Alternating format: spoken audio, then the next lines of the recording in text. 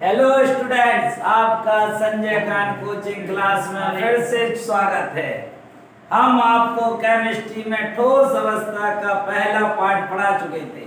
पहले पार्ट में हमने आपको बताया ठोस के बारे में, उसके गुणधर्म के बारे में, ठोस के गुणधर्म,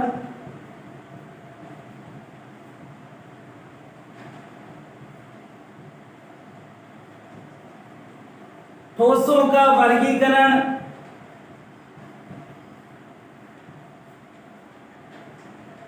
वर्गीकरण, ठोसों को दो वर्गों में बांटा गया था, क्रिस्टलीय ठोस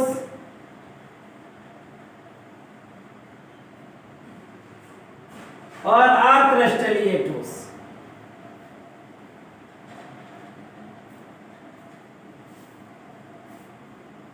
क्रिस्टलीय ठोस, अक्रिस्टलीय ठोसों की हमने प्रॉपर्टी बताई थी, इनकी विशेषताएं बताई थी। क्रिस्टलीय ठोस कौन कौन सी प्रॉपर्टी रखते हैं, अक्रिस्टलीय ठोस भी कौन कौन सी प्रॉपर्टी रखते हैं। जिन स्टूडेंट्स ने हमारा पार्ट पहला नहीं देखा है वो हमारे चैनल पर जाके ठोस अवस्था का पार्ट फर्स्ट देखिए, उसके बाद आप नेक्स्ट यानी पार्ट सेकंड देखिए। इस पार्ट में हम आपको क्रिस्टलीय और अक्रिस्टलीय ठोसों की सबसे इंपॉर्टेंट विशेषताएं, समदैशिकता और विषमदैशिकता के बारे में बताने जा रहे हैं। समदैशिकता और विषमदैशिकता आपके बोर्ड एग्जाम में 2 मार्क्स का क्वेश्चन देंगे आपको। समदैशिकता क्या होती है, विषमदैशिकता क्या होती है, या आपसे पूछ सकते हैं समदैशिकता और विषमदैशिकता में अंतर बताइए। तो सबसे पहले हम बात करते हैं इस पार्ट में विषमदैशिकता की। तो देखिए विषमदैशिकता,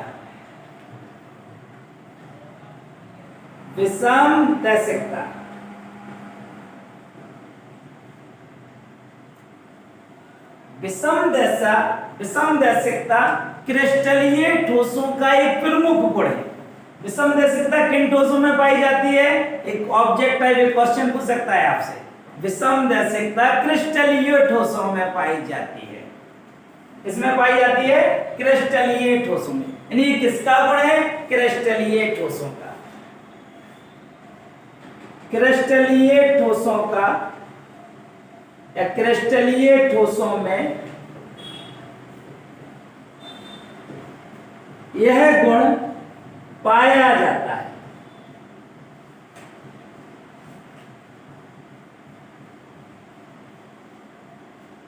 विषमदैशिकता क्रिस्टलीय ठोसों में पाया जाने वाला एक इंपॉर्टेंट गुण है। क्या होती है विषमदैशिकता, क्रिस्टलीय ठोसों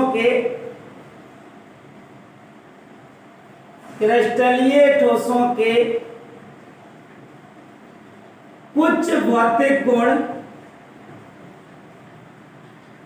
जैसे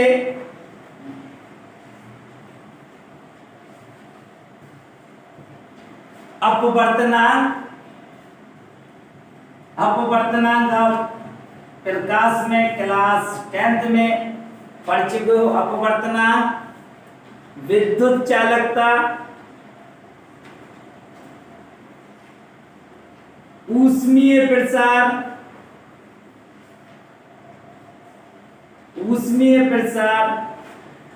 आदि भिन्न भिन्न दिशाओं में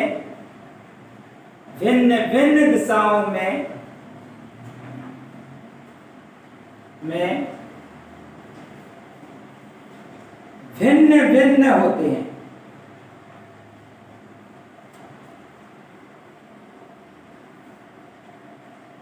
यह गुण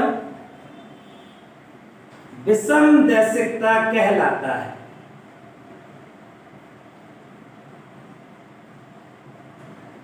विषमदैशिकता कहलाता है। देखो स्टूडेंट्स, एक बहुत ही सिंपल सी आपने डेफिनेशन बनाया। इसकी डेफिनेशन क्या है कि जो विषमदैशिकता है वो क्रिस्टलीय ठोसों का एक महत्वपूर्ण गुण है। क्रिस्टलीय ठोसों के कुछ भौतिक गुण जैसे अपवर्तनांक, विद्युत चालकता, ऊष्मीय प्रसार आदि भिन्न भिन्न दिशाओं में कैसे होते हैं, भिन्न होते हैं। यह गुण विषम दैशिकता कहलाता है। इसकी हम आपको समझने से ध्यान पूर्वक देखिए आप कैसे भिन्न भिन्न दिशाओं में भिन्न भिन्न होते हैं। हमें क्रिस्टलीय ठोस ले रहा है, वो आपको पता है क्रिस्टलीय ठोसों में अवयवी कण एक निश्चित क्रम में व्यवस्थित होते हैं। हमें क्रिस्टलीय ठोस ले रहा है और ये मान के चल रहा है वो क्रिस्टलीय ठोस दो अवयवी कणों से मिलकर बना है। एक अवयवी कण आपका ए हो गया और एक अवयवी कण आपका बी हो गया। तो हम मान के चल रहे, माना कि कोई क्रिस्टलीय ठोस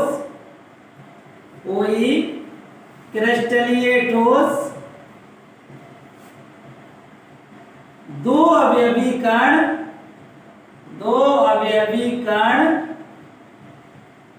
ए व बी से मिलकर बना है,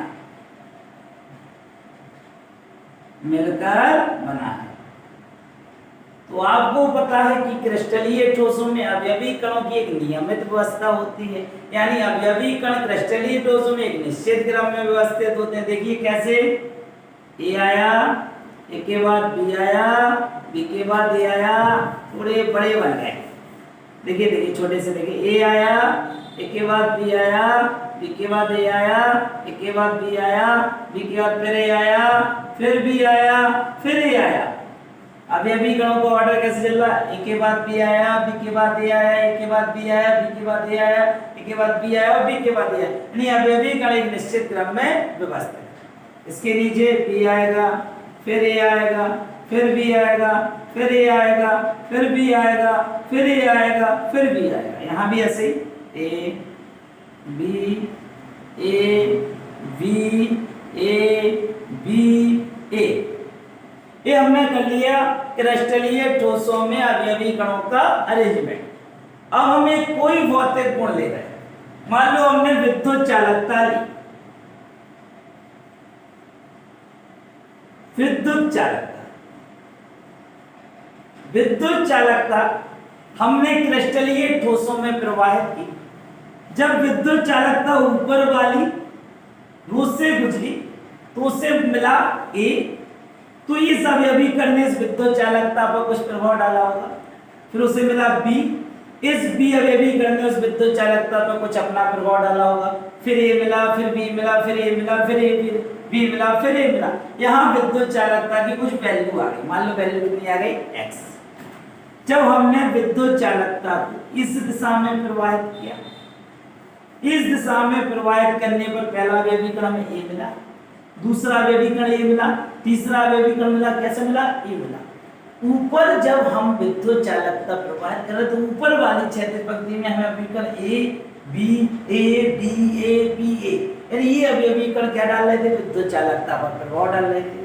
हमने जब उसे दूसरी दिशा में, तिरछी दिशा में विद्युत चालकता प्रवाहित की तो हमने देखा ए अवयवी कण प्रवाहित करेगा, ए अवयवी कण प्रवाहित करेगा, ए भी अवयवी कण प्रवाहित, यानी इससे जो वैल्यू मिलेगी वो इस वैल्यू से कैसी होगी, डिफरेंट होगी।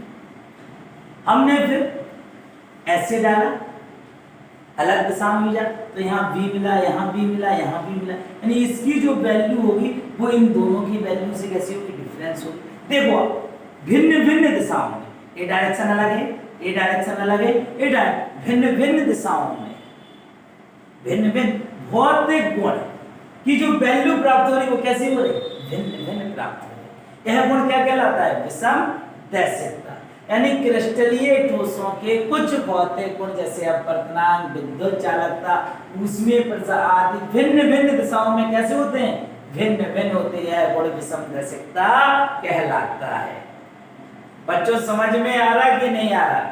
यदि जिस बच्चे को कोई समस्या आ रही है, वीडियो समझ में नहीं आ रहा है, वो कमेंट्स बॉक्स में लगे, हम दोबारा उसी चैप्टर की, उसी टॉपिक की वीडियो हम दोबारा बनाएंगे।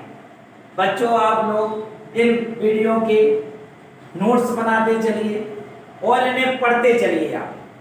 आप सीखिए, हमारी पूरी कोशिश है आपको कुछ अच्छा देने की, आपको कुछ सिखाने की, और आप सीखते चलिए। ये क्लियर हो गया आपको? जिस भी बच्चे को नोट्स बनाना है तो वो नोट्स बनाते चलिए। क्लियर समझ सकता? इसके बाद देखिए आप,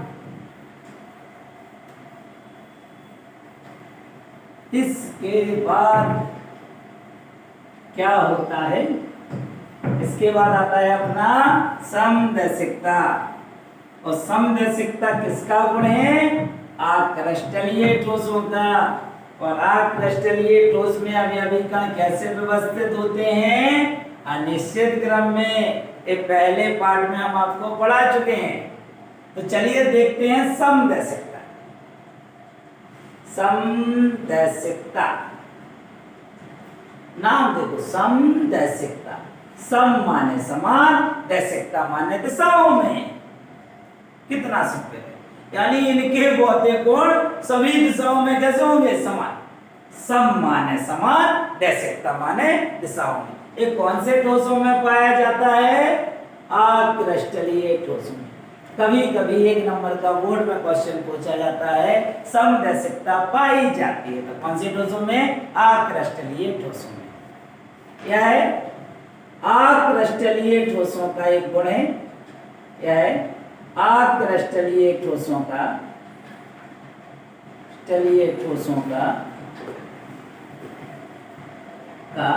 एक गुण है।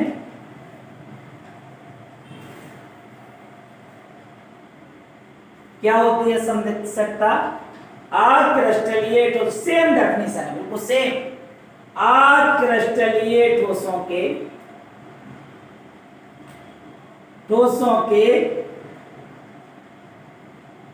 कुछ भौतिक गुण जैसे, बोलो बोलो बच्चों बोलो, कौन कौन से? जैसे अपवर्तनांक, बता चुके हैं हम, जैसे अपवर्तनांक। दूसरा कौन था? विद्युत चालकता। तीसरा तथा ऊष्मीय प्रसार।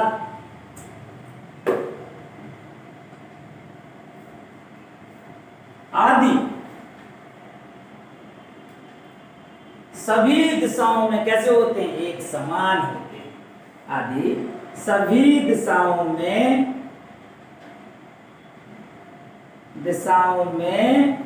एक समान होते हैं।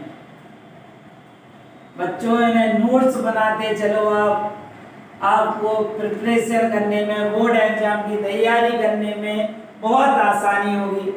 सभी दिशाओं में एक समान होते हैं, यह गुण विषमदैशिकता कहलाता है।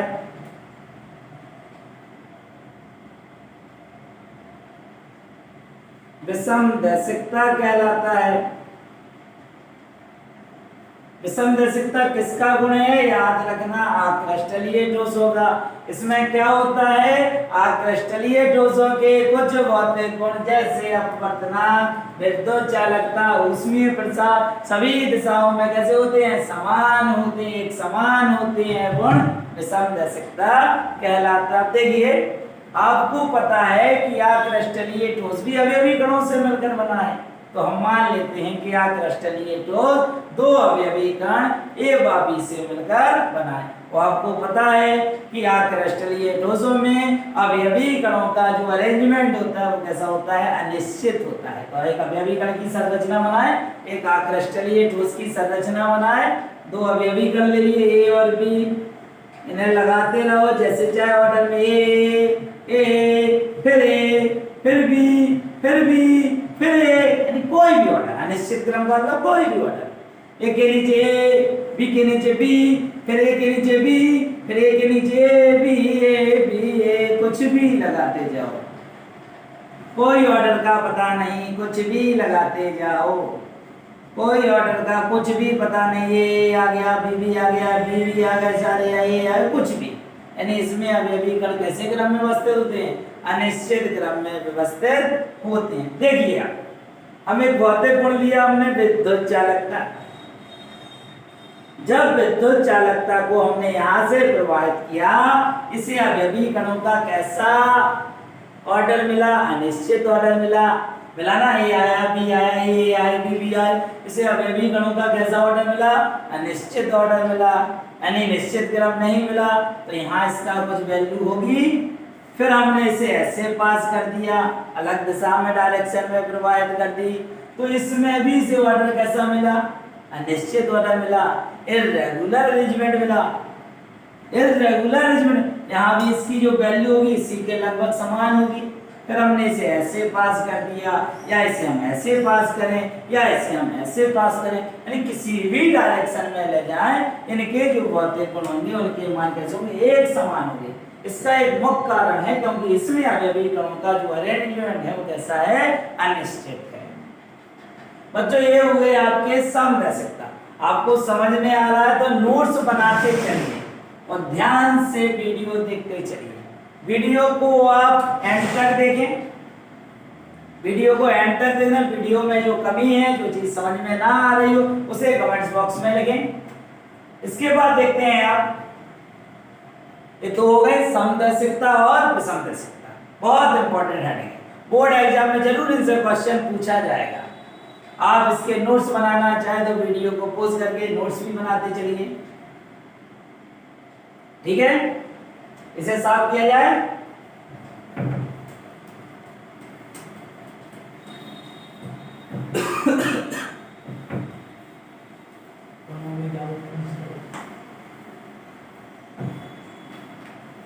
इसे भी साफ कर दो। ये हमने बताया था कि पहले पार्ट में आपको क्या क्या पढ़ाया। पहला पार्ट अच्छा लगा होगा तो ठीक है, क्योंकि पिक्चर क्वालिटी थोड़ी वीडियो की खराब है, वॉइस भी थोड़ी सी अच्छी नहीं आ रही है। हम कोशिश पूरी कर रहे हैं कि आपको अच्छी वीडियो क्वालिटी, अच्छी वॉइस दें, लेकिन धीरे धीरे समय लगेगा। आपको हम अच्छी वीडियो, अच्छी वॉइस देते रहेंगे। चलिए देखते हैं। आपका ठोस में ठोस हो चुके, ठोस के गुणधर्म हो चुके, ठोसों का वर्गीकरण हो चुका दो प्रकार से, क्रिस्टलीय ठोस, अक्रिस्टलीय ठोस। इसमें हमने इसकी प्रमुख प्रॉपर्टी यानी समदर्शिता और विषमदर्शिता को भी देख लिया। अब है क्रिस्टलीय ठोसों का वर्गीकरण। आपके सिलेबस में अक्रिस्टलीय ठोसों का वर्गीकरण नहीं है, ना ही आपको अक्रिस्टलीय ठोसों का वर्गीकरण पढ़ना। आपको पढ़ना है केवल क्रिस्टलीय ठोसों का वर्गीकरण। इस वर्गीकरण के लिए हम आपको एक चार्ट बनाएंगे, एक टेबल टाइप की बनाएंगे। उस टेबल में आपको क्रिस्टलीय ठोसों का वर्गीकरण यानी क्रिस्टलीय ठोस 4 प्रकार के होते हैं वो समझाएंगे हम, और उनकी प्रॉपर्टी समझाएंगे। आपको इस चार्ट से, आपको इस टेबल से क्रिस्टलीय ठोसों का वर्गीकरण समझने में बहुत आसानी होगी, और इस पर आधारित जो क्वेश्चन होंगे हम वो भी क्वेश्चन भी आपको कराएंगे। तो देखिए क्रिस्टलीय ठोसों का वर्गीकरण। राइटिंग थोड़ी सी खराब है, सुधरेगी। क्रिस्टलीय ठोसों का वर्गीकरण।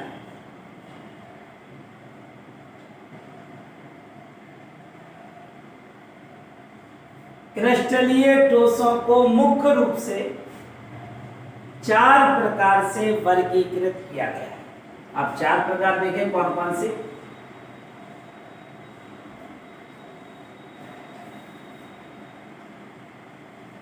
पहला है आपका आयनिक ठोस। बच्चों राइटिंग थोड़ी सी खराब है, यदि आपको राइटिंग समझ में नहीं आ रही है तो हम बोल रहे हैं, आप बोल के, सुन के, देख के, यदि आपको दिख नहीं रहा तो सुनकर भी आप नोट्स बना सकते हैं। आयनिक ठोस। दूसरा होता है आपका आणविक ठोस।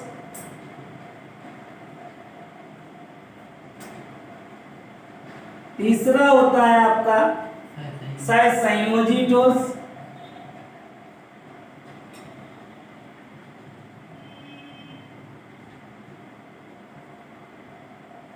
चौथा आपका होता है धात्विक ठोस। सभी स्टूडेंट्स हमारे चैनल से जुड़े रहिए, आपको केमिस्ट्री पढ़ने में बहुत मजा आएगा। बहुत आसान, बहुत साधारण भाषा में हम आपको केमिस्ट्री पढ़ाएंगे। जो लोग कहते हैं केमिस्ट्री याद करने की चीज है, कुछ याद करने की चीज नहीं, केवल आपको फील करना है, समझना है, और मजा आएगा आपको केमिस्ट्री पढ़ने में। बस प्रॉब्लम वीडियो क्वालिटी और फर्स्ट क्वालिटी में जरूर रही होगी, लेकिन जो हम आपको डेफिनेशन देंगे जो हम आपको डेफिनेशन बताएंगे वो इतनी आसान होगी, मक्खन की तरह है। आप एक बार डेफिनेशन पढ़ोगे, एक बार वीडियो देखोगे तो अपने आप ही नोट्स बनाने लगोगे। तो बस केवल चैनल से जुड़े रहिए और ज्यादातर हो सके तो चैनल को शेयर कीजिए, अपने दोस्तों को भेजिए, अपने मिलने वालों को भेजिए, उनसे कहिए इस चैनल को और शेयर करें। आपको हम केमिस्ट्री इतना आसान बनाएंगे, जो लोग कहते हैं कि केमिस्ट्री बहुत टफ सब्जेक्ट है, आप ये कहोगे कुछ समय बाद कि केमिस्ट्री पढ़ने में बहुत मजा आया। बस हमसे जुड़े रहिए आप और हमारी वीडियो पार्ट बाय पार्ट देखते रहिए और नोट्स बनाते चलिए। चलिए हम बात करते हैं क्रिस्टलीय ठोसों का वर्गीकरण। यानी क्रिस्टलीय ठोसों को 4 प्रकार से बांटा गया है: आयनिक ठोस, आणविक ठोस, सहसंयोजी ठोस और धात्विक ठोस। अब देखिए आप कितना आसान बनाते हैं। यहां हमने डाला अवयवीकरण। पहली डेफिनेशन सुनिए अब। आयनिक ठोस वे ठोस जिनमें अवयवीकरण आयन होते हैं। कितना सिंपल बन गया। वे ठोस जिनमें अवयवीकरण आयन होते हैं उन्हें हम आयनिक ठोस कहते हैं। वे ठोस जिनमें अवयवीकरण अणु होते हैं उन्हें हम आणविक ठोस कहते हैं। वे ठोस जिनमें अवयवीकरण परमाणु होते हैं उन्हें हम सहसंयोजी ठोस कहते हैं। वे ठोस जिनमें अवयवीकरण धातु आयन होते हैं उन्हें हम धात्विक ठोस कहते हैं। आप देखो, खुद समझो कितनी सिंपल डेफिनेशन बन गई, कितनी आसान डेफिनेशन बन गई। आयनिक ठोस वे ठोस जिनमें अवयवीकरण आयन होते हैं। आणविक ठोस वे ठोस जिनमें अवयवीकरण अणु होते हैं। सहसंयोजी ठोस वे ठोस जिनमें अवयवीकरण परमाणु होते हैं। धात्विक ठोस वे ठोस जिनमें अवयवीकरण धातु आयन होते हैं। इनके एग्जाम्पल देखा, मैं एग्जाम्पल भी देखे। उदाहरण एग्जाम्पल, आयनों से मिलकर बनने वाला ठोस कौन सा होता है? NaCl, KCl, नमक NaCl, KCl, etc। अणुओं से मिलकर बनने वाला ठोस कौन सा होता है? बर्फ। जल के अणुओं से मिलकर बनती है ना H2O सॉलिड यानी बर्फ, हाइड्रोजन सॉलिड यानी बहुत सारे हाइड्रोजन के अणु आपस में जुड़े होंगे और क्या बन गया? Hydrogen solid. परमाणुओं से मिलकर बनने वाला ठोस कौन सा होता है? हीरा, ग्रेफाइट। पढ़ा कक्षा 9th में, कक्षा 10th में। हीरा बहुत सारे कार्बन परमाणु आपस में जुड़े होते हैं। ग्रेफाइट में बहुत सारे कार्बन परमाणु आपस में जुड़े होते हैं। यानी परमाणुओं से मिलकर बनने वाले ठोस सहसंयोजी ठोस, हीरा और ग्रेफाइट। धातुओं से मिलकर बनने वाले ठोस लोहा ठोस, आयरन ठोस। इसका मतलब इसमें आयरन के बहुत सारे धातु आयन होंगे। जिंक ठोस, कॉपर ठोस, बहुत सारी धातुएं हैं। ये हो गया आयनिक ठोस, ये हो गया आणविक ठोस, ये हो गया सहसंयोजी ठोस, ये हो गया आपका धात्विक ठोस। ये हो गए इनके एग्जाम्पल। अब इनकी कुछ प्रॉपर्टी भी देखो आप। बात करें इनमें कौन सा बल पाया जाता है, कौन सा बंध पाया जाता है। बल बंध की बात करें तो आपको पता है कि आयनिक ठोस की बात कर रहे हैं हम। आपको पता है आयनों के बीच कौन सा बंध पाया जाता है? विद्युत संयोजी बंध या आयनिक बंध। कक्षा 11 क्लास 11 में रासायनिक बंध चैप्टर में आपने पढ़ा होगा आयनों के बीच पाया जाने वाला बंध विद्युत संयोजी बंध या आयनिक बंध होता है ना। आयनों के बीच पाए जाने वाले बंध को विद्युत संयोजी बंध बोलते हैं या आयनिक बंध बोलते हैं। आणविक ठोस हो जाओ, आणविक ठोस किससे मिलके बने? अणुओं से मिलके बने। तो इनके बीच जो बल पाया जाएगा, जो बल पाया जाएगा किसके बीच पाया जाएगा? अणुओं के बीच पाया जाएगा। और आपको पता है अणुओं के बीच पाए जाने बल वाला कौन सा होता है? वान डेर वाल्स बल। नहीं आ रहा यार, आ रहा ना? वान डेर वाल्स बल। अब बात आती है आपकी सहसंयोजी ठोस की। सहसंयोजी ठोस कैसे मिलकर बने? परमाणुओं से मिलकर बने। परमाणुओं के बीच पाए जाने वाला बंध कौन सा होता है? परमाणु कौन से बंध से जोड़ते हैं? सबको पता है, सहसंयोजी बंध। क्लास 11 याद आ गया? दो परमाणुओं के मध्य इलेक्ट्रॉनों की बराबर साझेदारी के द्वारा बनने वाला बंध सहसंयोजी बंध कहलाता है। आ रहा याद? नहीं आ रहा? धात्विक ठोस की बात करते हैं, किससे मिलकर बनी? धातु आयनों से। तो आपको पता होना चाहिए धातु आयनों के बीच कौन सा बंध पाया जाता है, ये भी आपको पता होना चाहिए। कौन सा बंध? धात्विक बंध। ये आप पिछली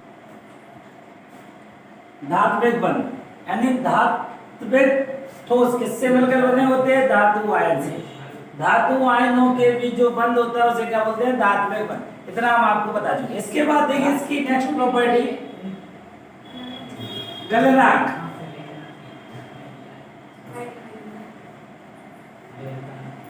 गलनांक क्या होते हैं? आयनिक ठोसों के जो गलनांक होते हैं वो उच्च होते हैं, यानी हाई होते हैं। इसका कारण है कि आयनिक ठोसों के भी जो बंध पाए जाते हैं उस बंध होते हैं वो विद्युत संयोजी बंध। आणविक ठोसों के गलनांक कम होते हैं, सहसंयोजी ठोसों के गलनांक अति उच्च होते हैं।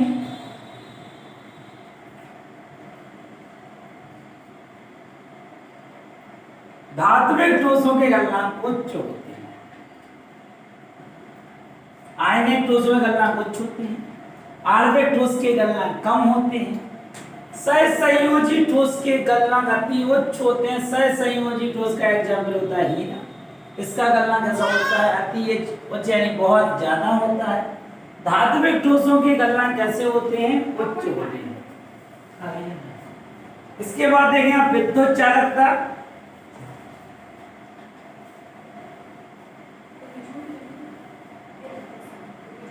आपको पता है आयनिक ठोसों में विद्युत धारा प्रवाहित नहीं होती है। आयनिक ठोस का एग्जाम्पल होता है NaCl। लेकिन जब हम आयनिक ठोसों को किसी जलीय विलयन में या उनकी गलित अवस्था में, उनमें हम विद्युत धारा प्रवाहित कर सकते हैं। वैसे मुक्त रूप में आयनिक ठोसों में विद्युत धारा का प्रवाह नहीं होता है। आयनिक ठोसों में जो विद्युत धारा का प्रवाह होता है वो जलीय अवस्था में। नमक को पानी में घोल दो तो नमक में विद्युत धारा प्रवाहित होने लगी, या नमक को हम गर्म कर दें यानी उसे पिघला दें, यानी उसकी गलत अवस्था कर दें तो गलत अवस्था में विद्युत धारा प्रवाहित होने लगी। तो हम कह सकते हैं कि आयनिक ठोसों में जो विद्युत प्रवाह होता है वो जलीय या गलित अवस्था में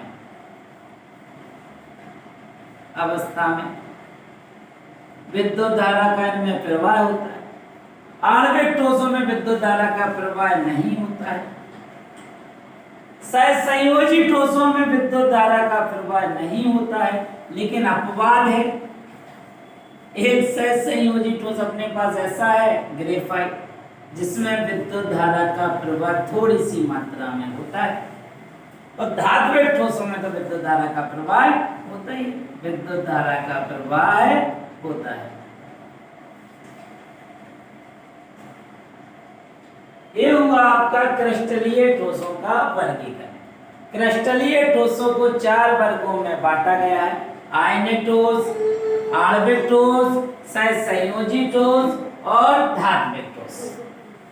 हमने इसे इतनी आसानी से, इतनी सरल कर दिया है कि आप लोग इस वीडियो को एक बार देखें और एक बार नोट्स बनाइए तो आप क्रिस्टलीय ठोसों का वर्गीकरण कभी नहीं भूल सकते। आप देखिए अवयवी कण, यानी आयनिक ठोसों में अवयवी कण कौन होंगे? आयन होंगे। आणविक ठोसों में अवयवी कण अणु होंगे। सहसंयोजी ठोस में अवयवी कण परमाणु होंगे। धात्विक ठोस में अवयवी कण धातु आयन होंगे। एग्जाम्पल इसका NaCl, इसका KCl, इसका जल यानी बर्फ, इसका H2 हाइड्रोजन सॉलिड अवस्था, सहसंयोजी ठोस का हीरा, एक और एग्जाम्पल ग्रेफाइट, धात्विक ठोस के Fe solid, zinc solid, copper solid. इनकी बल की बात करें, बंध की बात करें तो आयनिक ठोसों में आयनों के बीच बनने वाला बल विद्युत संयोजी बल होता है। अणुओं के बीच लगने वाला बल वैन डर वाल्स बल होता है। परमाणुओं के बीच लगने वाला बल क्या बल? विद्युत संयोजी बल होता है। धातु आयनों के बीच लगने वाला बल धात्विक बल होता है। बात करें इनकी गलनांक की तो आयनिक ठोसों का गलनांक उच्च होता है, आणविक ठोसों का गलनांक कम होता है, सहसंयोजी ठोसों का गलनांक अति उच्च होता है, तात्विक ठोसों का गलनांक उच्च होता है। विद्युत धारा का प्रवाह, विद्युत धारा के बारे में पढ़े, विद्युत चालकता के बारे में पढ़े। विद्युत चालकता का मतलब होता है विद्युत धारा प्रवाहित करने की क्षमता, विद्युत धारा प्रवाह करने की क्षमता। नीचे लिख रहा है ना, विद्युत धारा प्रवाह करने की क्षमता। तो आयनिक ठोसों में जो विद्युत धारा का प्रवाह होता है वो जलीय या गलत अवस्था में होता है। आणविक ठोसों में विद्युत धारा का प्रवाह नहीं होता, सहसंयोजी ठोसों में भी नहीं होता, लेकिन एक अपवाद है, लेकिन ग्रेफाइट में विद्युत धारा का प्रवाह होता है और धात्विक ठोसों में विद्युत धारा का प्रवाह होता है। चलिए समझ में आ रहा है, आप इनके नोट्स बनाते चलिए और ध्यान पूर्वक वीडियो देखते चलिए। चलिए इसे साफ करें।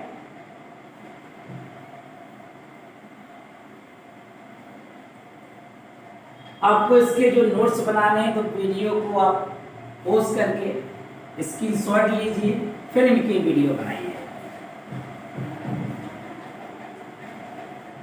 ये तो हुआ आपके क्रिस्टलीय ठोसों का वर्गीकरण। क्रिस्टलीय ठोस में एक ठोस आपका आणविक ठोस है जिसे 3 भागों में बांटा गया है। इससे और देखिए, ध्रुवीय आणविक ठोस,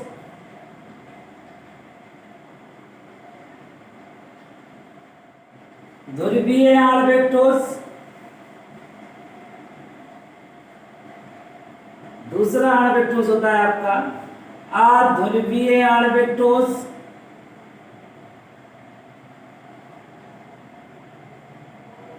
आणविक ठोस, और तीसरा आपका होता है हाइड्रोजन बंधित, यानी जिसमें हाइड्रोजन बंध पाया जाता है, हाइड्रोजन बंधित आणविक ठोस।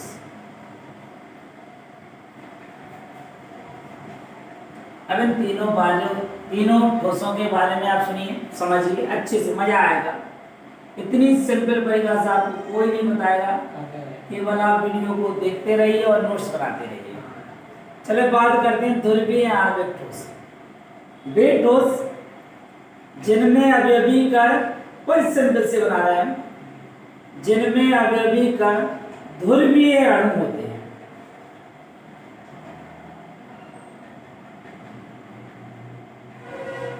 अध्रुवीय आणविक ठोस जिनमें अवयवी कण अध्रुवीय अणु होते हैं। अब ध्रुवीय अणु क्या होते हैं या ध्रुवीय अणु क्या होते हैं, हम एग्जाम्पल में आपको समझाएं। हाइड्रोजन बंधित आणविक ठोस, बंधित गलत हो गया, बंधित आणविक ठोस यानी वे ठोस जिनमें अवयवी कण ऐसे अणु होते हैं,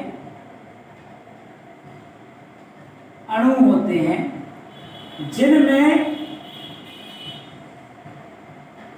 हाइड्रोजन बंध उपस्थित होता है।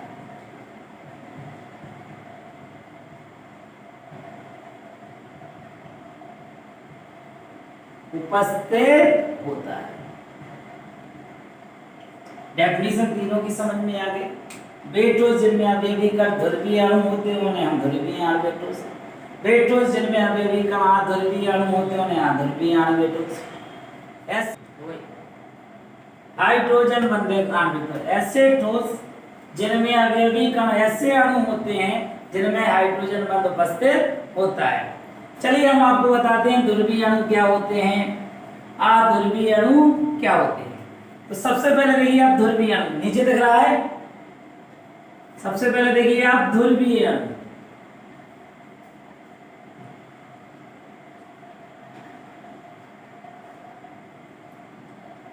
समान ध्रुवीय अणु, भिन्न भिन्न विद्युत ऋणात्मकता, भिन्न भिन्न विद्युत ऋणात्मकता।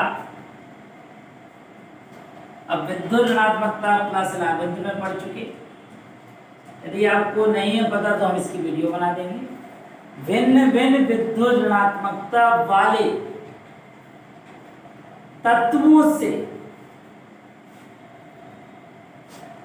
मिलकर बनने वाले अणु, मिलकर बनने वाले अणु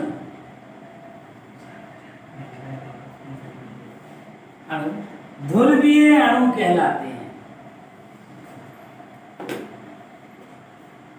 अणु कहलाते हैं।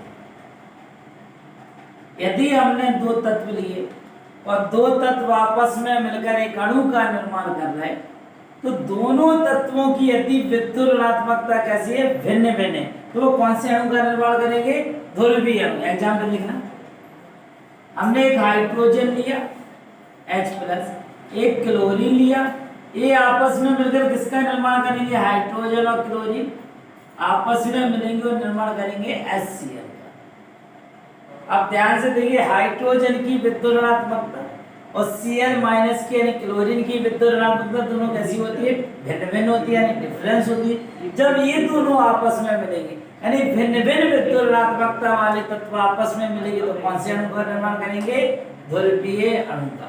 यानी HCl एक कैसा है, ध्रुवीय अणु। HCl एक ध्रुवीय अणु है और ध्रुवीय अणु आपस में मिलेंगे, HCl आपस में मिलेंगे तो किसका निर्माण कर देंगे, ध्रुवीय आणविक ठोस का। इसी प्रकार HI एक ध्रुवीय आणविक ठोस है, इसी प्रकार HBr एक ध्रुवीय आणविक ठोस है। ये हो गए। इसके बाद हम बात करते हैं अध्रुवीय अणु की। तो अध्रुवीय अणु क्या होते हैं,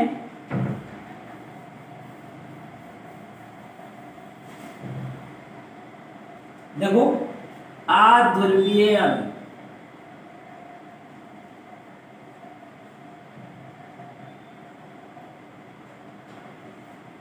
समान विद्युत ऋणात्मकता वाले, समान विद्युत ऋणात्मकता वाले, यानी ऐसे तत्व जिनकी विद्युत ऋणात्मकता कैसी हो, समान, समान विद्युत ऋणात्मकता वाले तत्वों से